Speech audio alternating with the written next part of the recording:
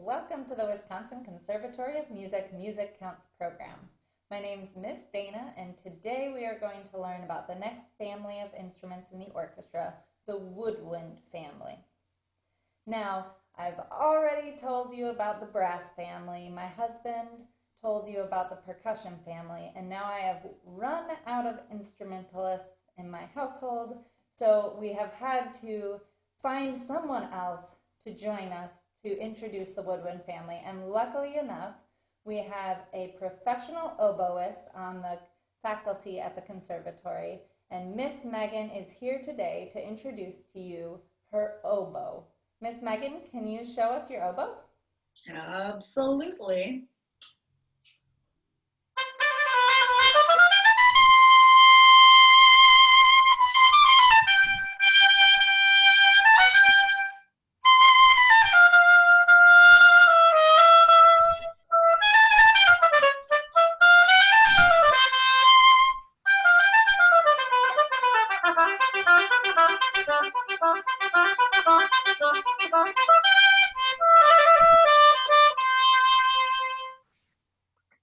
Wow, that was beautiful. What did you just play for us today? Thank you. That is part of a concerto for the oboe written by Wolfgang Amadeus Mozart. And it's one of my favorite things to play on the oboe because Mozart was a funny guy who loved to laugh. And I think that that music sounds like laughter. Awesome. Thank you so much for sharing with us. Now, I have a few questions for you today about the oboe and what you enjoy about it and what made you choose the instrument. So, I'm wondering, when did you start playing the oboe? About how old were you? And what made you choose this instrument? Sure. So when I was in the 6th grade, I had the opportunity to choose a band instrument at school to play in my school band. And in 6th grade, I chose to play the saxophone because I wanted to be like Lisa Simpson. So I started playing the saxophone in 6th grade and I really enjoyed it. But I remember when I was in 6th grade, my parents taking me to an orchestra concert and I saw a full orchestra, strings, woodwinds, brass, and percussion on stage. And they were playing a piece called Scheherazade that tells the story of the 1001 Arabian Nights. And I absolutely loved the sound of the music. And I noticed that there were no saxophones in the orchestra. And so I found out that saxophones don't usually play in the orchestra, only every once in a while. They usually play in bands and jazz bands. And so I wanted to play something that I could play in the orchestra. And I went and I talked to my band director when I was just starting 7th grade, and he had an oboe, and nobody in our band played the oboe. So I decided to give it a try, and that was really the instrument that I fell in love with. But I kept playing the saxophone, and I can still play the saxophone now, and so it gives me a really nice variety because I can play the oboe in orchestra and for chamber music, and I can still play the saxophone if I want to play some jazz or funk or something like that. Oh, great. I did not know that you played the saxophone as well. So, Don't tell anyone. all right. So, what is your oboe made out of? It looks like there's some metal on it. Is it made out of anything else? And I'm wondering, are all oboes made out of the same thing? So different oboes are made out of different things. Most student oboes are made out of plastic or resin, which makes it a lot harder to break them or damage them. So if you're in middle school and you're just getting started playing and you borrow an instrument from your school or you rent one, it's probably going to be made out of plastic. But my oboe is made out of wood, and it's a very special kind of wood. If you look up pretty close here, this black color is actually the color of the wood. It's not painted. And this wood is called grenadilla, and it grows in Africa and Brazil. It grows in very warm climates. And the reason that they use it to make both oboes and clarinets is that it's a very hard and very dense wood. And that also means that if you blow it the wrong way, it can actually crack. So you have to be very careful about starting to play the oboe slowly. You can put a little bit too much air to it, and that can cause the wood to crack if the weather is not so great. So that's one of the reasons a lot of students start on plastic instruments. But it's this very, very dense hard wood.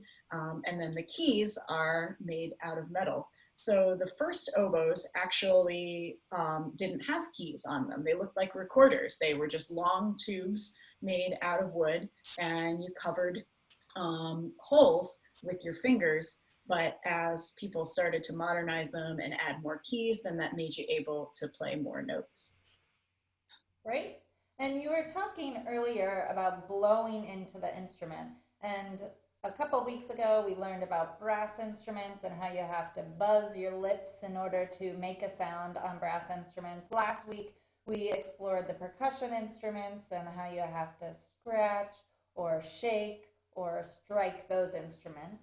But how do you make a sound on a woodwind instrument? So all woodwind instruments make sound by blowing air through or across them. If you've ever seen someone play a flute, the flute just has a little hole in the top, and you blow across it in the same way that you would blow across a soda bottle to make sound. The oboe is pretty unique, and the bassoon is the same way in that it needs a reed to make sound. So this is my reed, and it's called a double reed because this is also made of wood. But unlike my instrument that's made out of very hard wood, my reed is made out of very soft wood. It's made out of very thinly shaved bamboo. And I don't know if you can see, there are two little pieces of wood tied together, and there's a hole in between them. And all of the sound in my oboe comes from this tiny little piece of bamboo. If I blow through this, even if I move my fingers,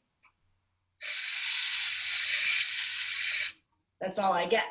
But when I blow this little piece of wood, the two sides of it vibrate together so fast that you can't even see them. And that is what makes sound. And I can even move it in my lips and play a song just on my reed.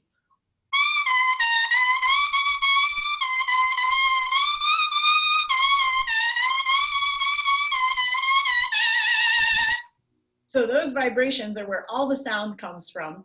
Once I put it into the top of my oboe, those vibrations travel all the way down the tube, and then I can move my fingers, and it makes that song sound a lot more like music.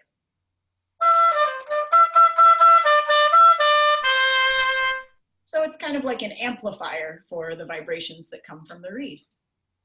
Awesome. Now those reeds, I know because I've been around instrumentalists for quite a while now. I know those reeds can take a lot of time to make, and they take up a lot of your time as a double reed player. Do you make your own reeds, and what is that process like?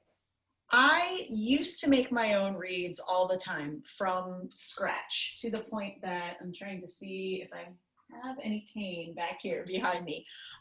Reeds actually start out just looking like a piece of bamboo, a tube of bamboo.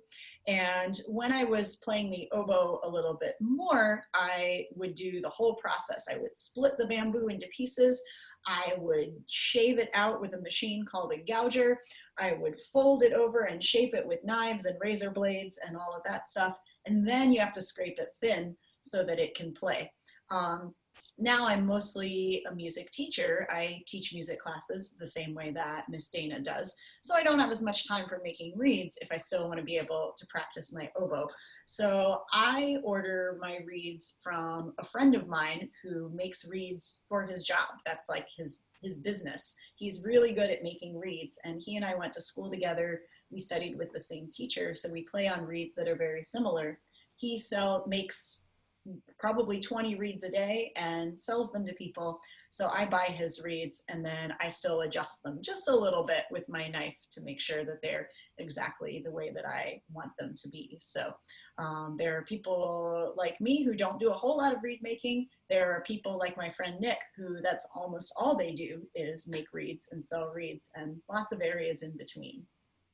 Wow, that sounds like a lot more work than picking up the same mouthpiece every.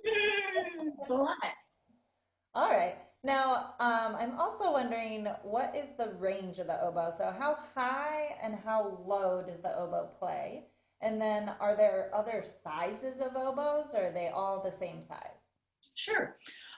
So the oboe has kind of a medium-sized range. It is one of the higher instruments of the woodwind family. So the flute and piccolo are the highest, and the clarinet is considered, it can go lower than the oboe, but it can also go a little bit higher than the oboe. It's kind of medium-sized, like the oboe. But the oboe plays in the treble clef, and it's pitched in the key of C. So that means that if I'm playing a C, it's the same as the C on the piano.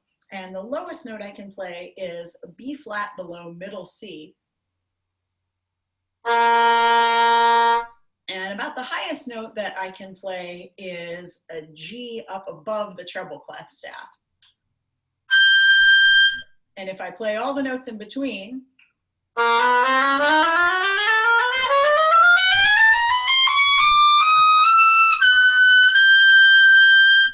that's pretty much everything that I can play on the oboe. Wow. So, are there other instruments that might cover other ranges? Oh, right. Sorry, I forgot about the second part of your question. There is another instrument that most oboe players also play called the English horn, which strangely sounds like the French horn that Miss Dana plays, but it looks nothing like the French horn. It's kind of like a larger cousin of the oboe, and all the fingerings are the same. Except that the English horn is pitched a little bit lower because it's a little bit bigger. So it's a little longer than the oboe. It has a round bell instead of, you can see this bottom part of my instrument is called the bell, and it kind of flares out like a trumpet. The English horn looks like it has an egg inside it at the end. And it also has a little piece of metal that comes out of the top. But most oboe players can also play the English horn, and sometimes an orchestra piece calls for that, and we can play a little bit lower. There are even larger and more rare oboes called heckelphones and bass oboes, but they're pretty hard to come by. Not too many people own and play a heckelphone or a bass oboe, but they can play really, really low. But the regular oboe is the highest of them.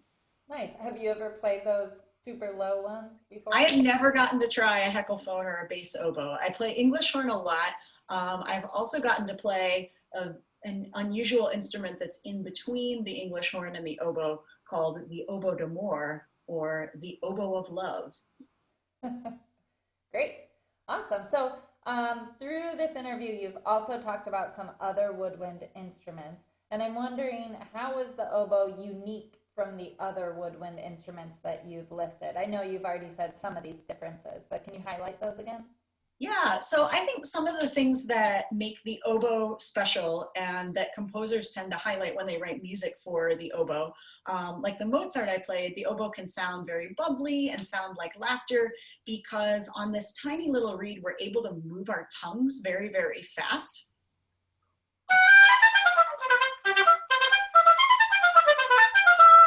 So it's easy to play really short, fast notes on the oboe, but the oboe can also play really long, beautiful, sad phrases. So a lot of the times music for the oboe is just wonderfully expressive and has a sort of sadness and melancholy to it, like this.